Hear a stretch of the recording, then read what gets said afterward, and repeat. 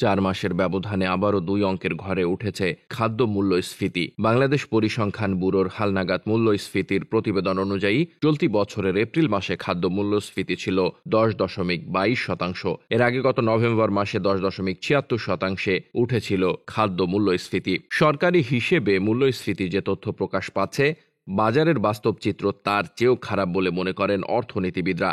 সম্প্রতি বাংলাদেশ উন্নয়ন গবেষণা প্রতিষ্ঠানও বলেছে, বাস্তবে মূল্যস্ফীতি 15%-র ঘরে। বাংলাদেশ ব্যাংকের কঠোর মুদ্রা নীতি ও দ্রব্যমূল্যের ঊর্ধ্বগতি ঠেকিয়ে রাখতে পারছে না, উল্টো বেড়েই চলেছে।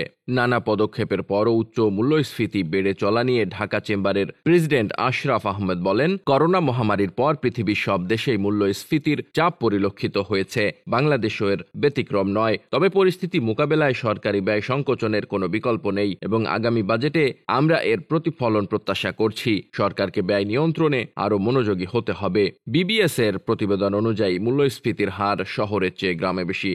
সাধারণ খাদ্য ও খাদ্য বহির্ভূত খাতে শহরের চেয়ে গ্রামের মানুষ বেশি চাপে আছে। একই সঙ্গে যেভাবে মূল্যস্ফীতির হার বেড়েছে, সেভাবে মানুষের আয় বাড়েনি। খাদ্য মূল্যস্ফীতি বাড়লেও এপ্রিল মাসে খাদ্য বহির্ভূত মূল্যস্ফীতি কিছুটা কমেছে। ওই মাসে এ খাতে মূল্যস্ফীতির হার ছিল 9.34%। এর আগে মার্চ মাসে তা ছিল 9.64%। খাদ্য বহির্ভূত মূল্যস্ফীতি কমার প্রভাবে কিছুটা কমেছে সার্বিক মূল্যস্ফীতি। এপ্রিল মাসে সার্বিক মূল্যস্ফীতি কমে 9.74% হয়েছে। আগের মাস মার্চে এ হার ছিল 9.81%। বিবিএস এর তথ্য বলছে, শহরের চেয়ে গ্রামে মূল্যস্ফীতির হার বেশি। এপ্রিলে শহরের সাধারণ মূল্যস্ফীতি ছিল 9.46%, অথচ গ্রামে এ হার ছিল 9.92%। গ্রামে খাদ্য খাতে মূল্যস্ফীতির হার 10.25% এবং খাদ্য বহির্ভূত খাতে 9.60%। অন্যদিকে শহরে সাধারণ মূল্যস্ফীতির হার 9.46%, শহরে খাদ্য খাতে 10.19% এবং খাদ্য বহির্ভূত খাতে মূল্যস্ফীতির হার হয়েছে